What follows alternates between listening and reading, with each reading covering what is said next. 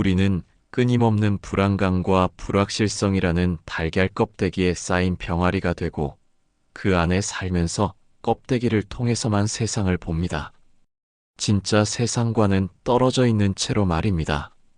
그러니 성장을 위해 필요한 단 한 가지는 바로 당신 자신이 되는 것입니다. 부모, 학교, 사회로부터 주입받은 갑갑한 신념들, 즉 당신을 강제하는 모든 댐을 치우십시오. 껍데기를 깨고 진짜가 되십시오. 그것이 전부입니다. 댐들을 치워버리세요. 그것만으로 당신은 다시 크고 힘차게 흐르는 강물이 될 것입니다. 이것은 아주 쉬운 일입니다. 여기서 우아하나? 인도에 깨달음을 추구하던 한 학생이 있었다.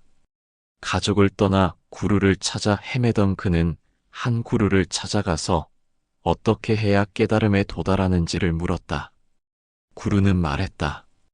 깨달음에 도달하기는 매우 쉽다. 내게 필요한 단 한 가지는 집에 돌아가 저녁마다 30분씩 거울 앞에 앉아 정해진 질문을 하는 것이다. 나는 누구인가?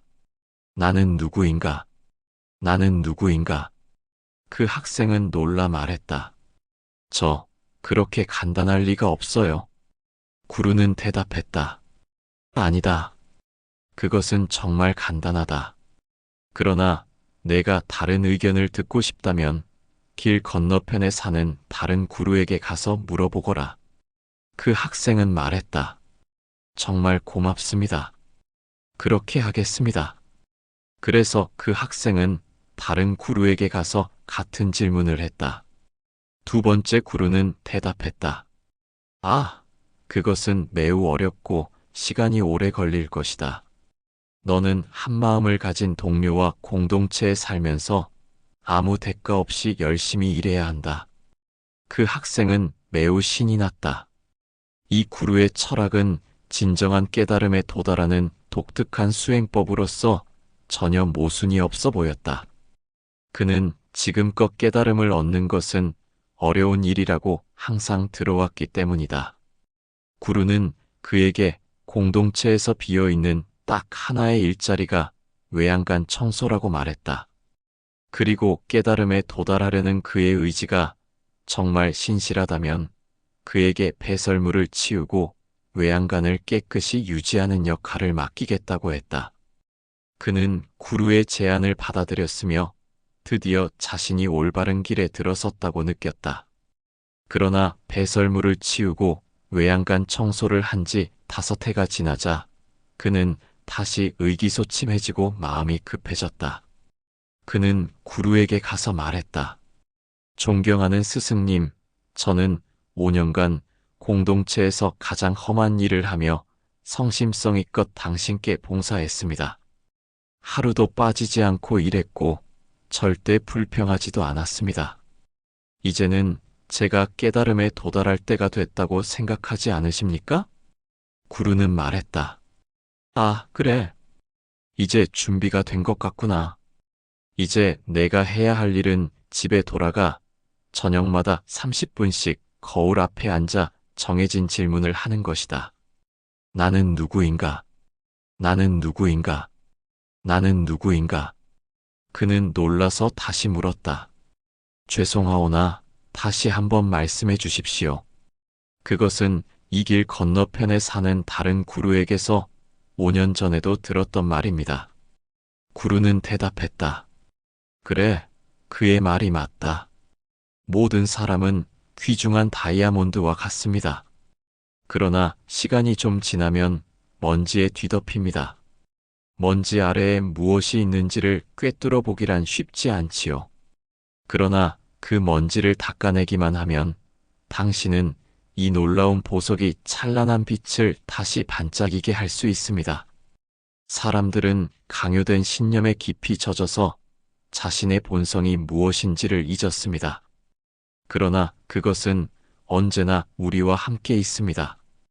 당신은 그것을 기억해내기만 하면 됩니다. 그저 댐을 치우고 먼지만 닦아내면 믿을 수 없을 정도의 에너지가 다시 샘솟을 것입니다. 당신은 한없는 기쁨과 행복을 누릴 것입니다. 게다가 덤으로 치유 능력, 직관, 세상을 다 가진 듯한 느낌, 생각을 물질화하는 능력까지 갖게 될 것입니다. 여기서 하나의 의문이 당신 마음에 떠오르겠지요. 어떻게 해야 이 댐들을 치울 수 있지? 늘 당신 자신을 관찰하는 것이 중요합니다. 사람들은 무의식적으로 행동하는 습관이 있지요. 그러니 끊임없이 자신에게 질문을 던지면서 자신의 생각과 행동을 관찰해야 합니다. 이것은 나의 생각인가 아니면 다른 사람의 생각인가? 나는 정말 이것을 바라는 걸까? 아니면 그냥 버릇일까? 이것은 나의 소망일까? 부모님이나 친구의 소망일까? 머잖아, 당신은 당신 안에 정체불명의 자아들이 부지기수로 도사리고 있음을 알게 될 것입니다. 당신이 만든 댐에서부터 게임을 시작합시다. 하나의 댐을 발견했다면 생각 속에서 그 댐을 치우기 시작하십시오. 그것이 어디에서 왔는지를 추적하여 되돌려 놓으십시오. 그리고 그 낡은 댐을 통과하는 항로가 아니라 새로운 항로를 선택하십시오. 예컨대 돈벌이는 어렵다와 같은 아주 넓게 자리 잡은 댐을 발견했다면 그것을 원래의 자리로 되돌려 없애고 대신 거기에 다른 뭔가를 갖다 놓으십시오. 나라면 돈은 여러 경로를 통해 가장 멋지고 품위 있게 내 인생에 쉽게 들어온다는 생각으로 대체하겠습니다. 이렇게 우리는 낡고 갑갑한 댐들을 다 치우고 강 위에 새로운 다리를 놓을 수 있습니다. 그럼으로써 우리는 강물이 힘차고 자유롭게 흘러가도록 도우면서 우리의 삶을 진심으로 즐기게 됩니다. 우리 안에 넓게 자리한 또 하나의 댐이 있습니다. 이 댐은 다른 사람이 아니라 우리 자신이 스스로 세운 것입니다. 바로 신은 나를 사랑하지 않는다는 생각 말입니다. 그러나 신과 내가 어떻게 상호작용하는지를 이해하고 나면 이 댐은 줄줄이 늘어서 있는 다른 댐들과 함께 절로 무너져 내릴 것입니다. 나에게 신은 물이 담긴 커다란 대야와 같습니다. 그리고 우리는 각기 다른 색깔과 크기와 용량의 그릇들입니다. 우리는 겉모습이 서로 다르지만 똑같이 이 대야 속에 잠기며 그 물을 자신에게로 옮겨 담습니다. 피부색도 다르고 크기도 다르고 누구는 여자이고 누구는 남자이지만 우리는 모두 같은 것을 담고 있습니다. 우리는 신의 사랑, 그의 기쁨을 담고 있지요. 신은 어디에나 있습니다. 신은 당신과 나의 모든 세포 하나하나에 우리 주변의 모든 공간과 물질 안에 있습니다. 그러므로 전능하다는 신이 왜 나를 돌보지 않고 버려두는가? 라고 묻는다면 우리는 실상을 잘못 보고 신호를 잘못 해석하고 있는 것입니다. 이렇듯 자신의 좁은 세계관으로만 판단하느라 그 어떤 것에도 만족하지 못하는 사람들이 꽤 많습니다. 예컨대 한 남자가 정장을 입고 거드름을 피우며 걸어가고 있습니다. 그는 사업회의에 참석할 참이지요. 그가 그 회의를 생각하며 걸어가는데 갑자기 자전거를 탄 사람이 그의 등을 밀어서 넘어뜨렸습니다. 옷이 더러워진 그에게 처음 떠오른 생각은 이것이었습니다. 오, 신이시여, 왜 제가 뭘 잘못했습니까? 진실은 아주 간단합니다. 사람이 항상 전체 그림을 볼 수 있는 것은 아니지요. 그는 곧 열릴 회의를 생각하느라 지금 여기에 있지 못했습니다. 그래서 이런 상황이 창조된 것입니다. 왜냐하면 트럭 한 대가 경고등을 깜빡이며 달려오고 있었으니까요. 만약 자전거를 탄 멋진 사람이 등을 밀어 쓰러뜨리지 않았다면 그는 이후로 어떤 회의도 참석하지 못했을 것입니다. 여기서 우아하나? 난파선에서 살아남은 유일한 승객이 한 섬으로 표류해 갔다. 그는 해변에 떠밀려온 배의 잔해로 서둘러 거처를 짓고는 바다에서 밀려온 쓸만해 보이는 온갖 물건을 그 안으로 들였다. 그는 자신을 구출해준 신에게 감사하고 찬양했다. 그런데 며칠이 지났는데도 그 섬을 지나는 배가 한 척도 보이지 않았다. 날마다 그는 먹을거리를 찾아 섬을 헤매었다. 어느 날 그가 섬을 서성거리고 있을 때 그의 집에 불이 붙었다. 불길이 주위를 에워싼 나무들까지 다 태웠다. 볼품없던 그의 집과 그 안에 들어있던 온갖 물건들도 다 타서 사라졌다.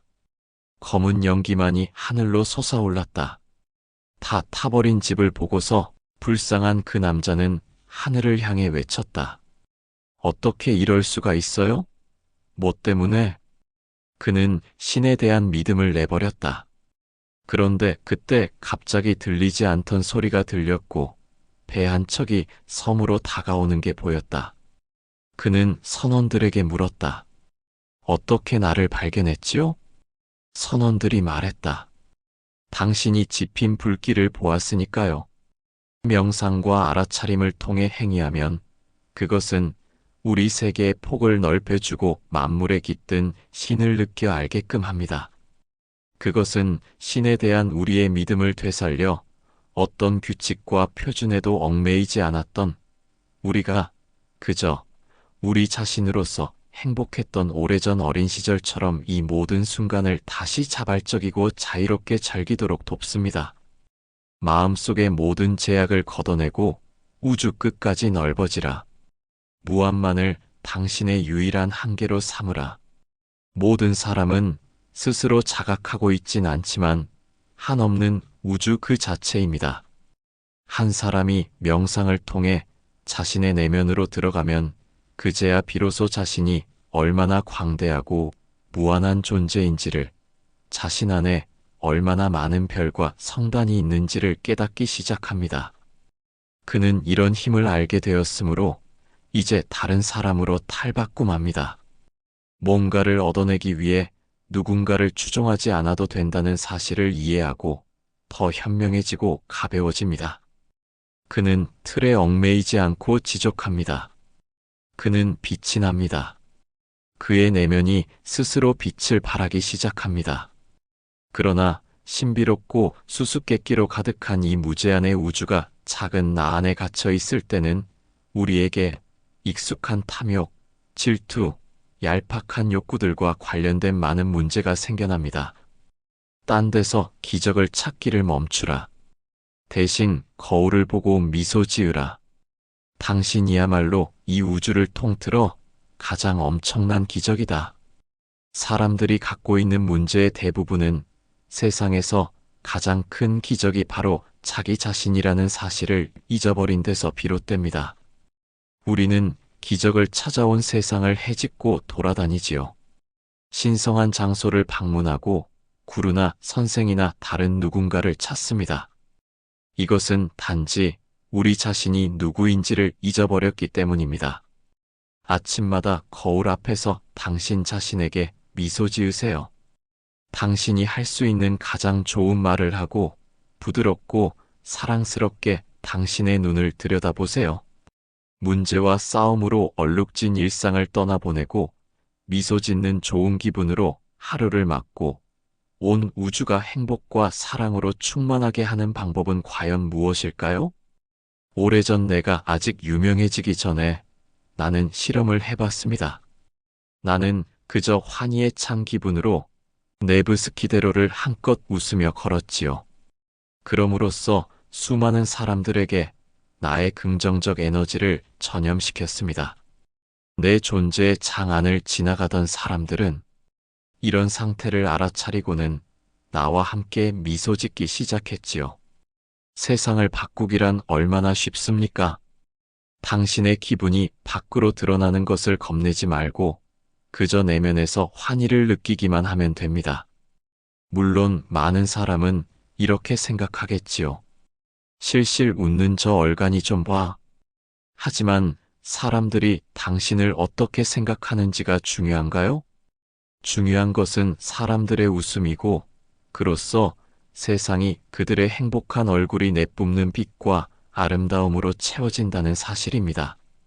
당신이 인생을 고달프고 슬프게 느끼며 우울해할 때마다 당신은 당신의 우주를 제일 좋은 방향과는 반대로 내몰고 있습니다. 미래는 아직 존재하지 않으므로 얼마든지 바뀔 수 있습니다. 이것은 분명한 진실입니다. 당신은 환희를 느낍니다. 어느 순간에든 당신의 세계를 멈출 수 있기 때문입니다. 부정적인 사건들에 대해 정지라고 말하세요. 그러면 마법처럼 당신의 현재와 미래가 바뀔 것입니다. 인생은 영화와도 같다.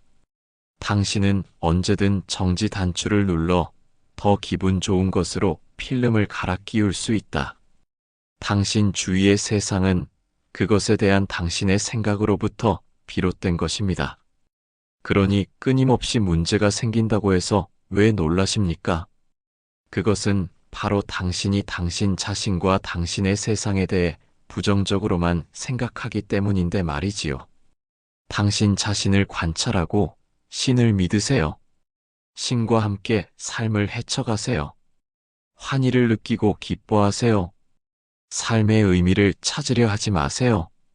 그런 것은 존재하지 않습니다. 그저 삶을 즐기세요. 술을 마시거나 마약을 하거나 선교를 많이 하라는 뜻이 아닙니다. 전혀 그렇지 않지요. 우리는 다른 차원의 얘기를 하고 있습니다. 내 말은 삶을 모든 방면에서 즐기라는 것입니다. 밖에 나가서 당신에게 와닿는 첫 번째 햇살을 즐기세요. 그것이 당신의 몸과 영혼을 가볍고 따뜻하게 채워줄 겁니다. 어렸을 때 했던 것처럼 풀밭 위에 누워 구름을 감상하세요. 구름이 어떤 모양을 닮았는지 상상하세요. 덧붙이자면 이렇게 하면 직관력이 발달한답니다. 공원에 가서 가을의 잎사귀들이 어떻게 떨어지는지를 보세요. 황금빛 잎사귀들이 우리의 발 아래 깔아준 카펫을 보세요. 그리고 목적 없이 걸어가서 그네를 타세요. 이처럼 자기 자신을 풀어놓는 것이 중요합니다. 아이가 되세요. 자유로운 철부지가 되세요. 지혜로운 사람의 상태는 아이의 그것과 다르지 않아서 투명하고 세상을 향해 열려 있습니다. 그러니 이 책 읽기를 지금 당장 멈추세요. 내가 당신에게 말하는 것은 새로운 내용이 아닙니다. 당신의 무의식 속에는 모든 정보가 들어 있습니다. 나는 당신이 이 책을 내려놓고 당장 당신의 인생을 즐기러 간다면 더없이 기쁠 것입니다. 사실 독서는 별로 이로운 일이 아닙니다. 정말입니다. 당신은 나 아니어도 생각을 물질화하는 방법에 관해 알고 있습니다. 문제는 실전에서 그 지식을 어떻게 이용하느냐 하는 것입니다. 세상에 나가 모든 경험을 받아들이세요. 경험은 값진 것입니다. 경험이야말로 인생의 동반자입니다. 중요한 것은 당신이 이 책에서 읽은 정보가 아니라 그걸 읽고 나서 하게 될 행동입니다. 설령 당신이 이 책을 또 다른 허무맹랑한 소리라고 여겨 던져버린다고 해도 나는 당신의 선택을 존중할 것입니다. 당신은 자유롭게 원하는 바를 할 권리가 있습니다. 그럼 그렇게 하세요. 그런다고 아무도 당신에게 시비를 걸지 않을 것입니다. 물론 언제든 그만둘 수도 있지요. 어쨌든 시작한다는데 가치가 있습니다. 당신은 지금껏 그다지 기쁨을 주지 않는 길을 걸어왔습니다. 그런데도 계속 같은 길을 고집할 작정인가요? 아니면 같은 길로 가더라도 혹시나 다른 곳에 도달하는 기적이 일어날지도 모른다고 생각하나요? 안타깝게도 세상 일은 그렇게 풀리지 않습니다. 익숙한 길을 버리고 새로운 길, 가슴이 뛰고 기쁨이 넘치는 길로 들어서세요. 그 길이 당신을 행복이라는 종착지로 데려다 줄 것입니다. 어릴 적부터 우리는 능력과 지식과 사랑을 바깥에서 찾도록 배워왔다. 그러나 그것들은 오직 우리 안에만 있다. 누구나 큰 능력이 있다.